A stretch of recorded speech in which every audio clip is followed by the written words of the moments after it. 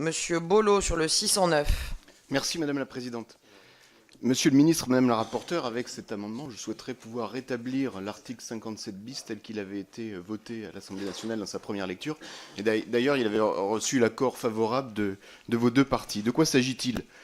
Je vous le rappelle, il s'agit d'étendre à l'acquisition des parts de l'entreprise, de son entreprise, les fonds présents sur un plan d'épargne entreprise sans limitation de durée et sans incidence fiscale.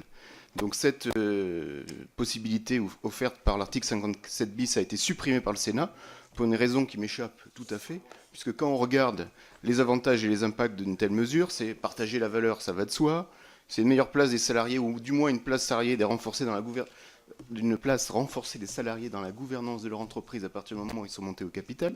Et puis c'est évidemment un pouvoir d'achat, parce qu'ils peuvent acquérir des parts de leur entreprise via le PE sans venir entamer leur épargne personnelle.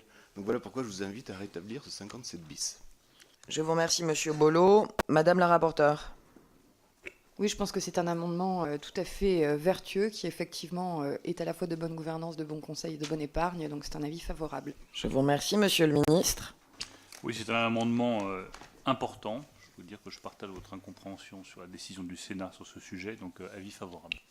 Merci, Monsieur le ministre. Je vais mettre aux voix le 609 avec un double avis favorable de la rapporteure et du ministre qui est pour, contre.